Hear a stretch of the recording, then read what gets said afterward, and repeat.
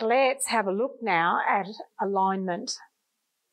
I tend to place my fingers on behind. Remember, we learned that the mandibles is sitting in a mid-pack position is what you would call it, with the disc on top.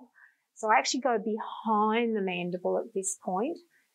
And what I'm monitoring here as Mika opens and closes is whether I've got any deviation, one side or the other, whether one condyle is sitting forward in front of the other, and also whether there's a click on one side or the other, which means a muscle imbalance or that a joint might be stiff on one side. So the first thing to do, now you can't press too hard, because if you press too hard, then you're going to alter that alignment. So I'm very, very gentle. You might want to try it now. Put your fingers on the posterior part of the mandible. It's just in front of the ear. Now, Mika, what I'd like you to do is just to open and close. Now, I can see that there actually is a little bit of deviation, but I don't want to bias that, although I probably already have there. But Mika, do you feel like the jaw opens evenly, or is there a little bit of deviation one way or the other? It deviates to the left. Okay, so what Mika gave me the feedback, and I could see it as well, is that it deviates a little bit to the left there. There's no click in that. Is there any pain in that, Mika? No. So no pain.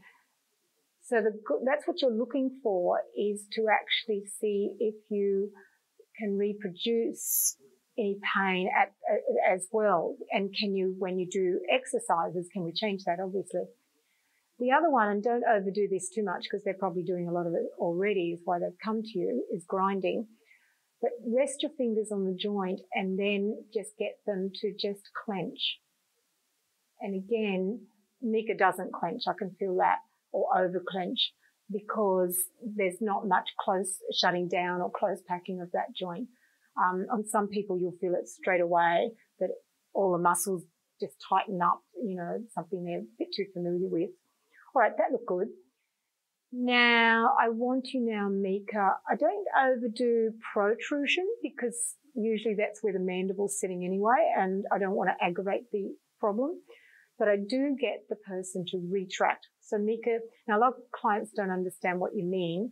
So you're just going to tuck your chin in and retract. Mika understands that.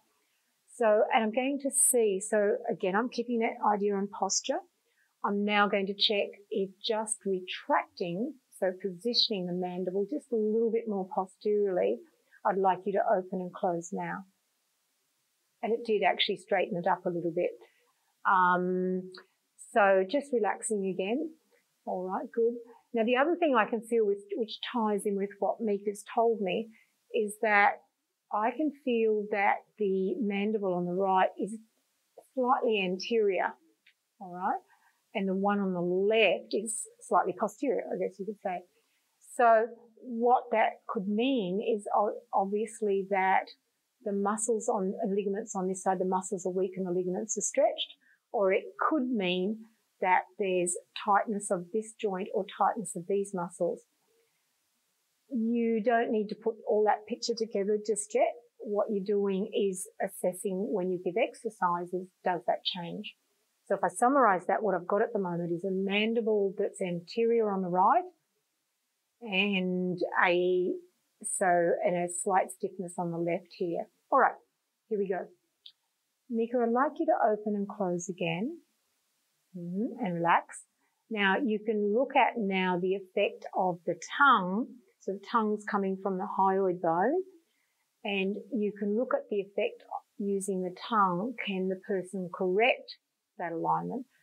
So Mika, I want you to put the tongue on the roof of your mouth. So you're just stabilizing.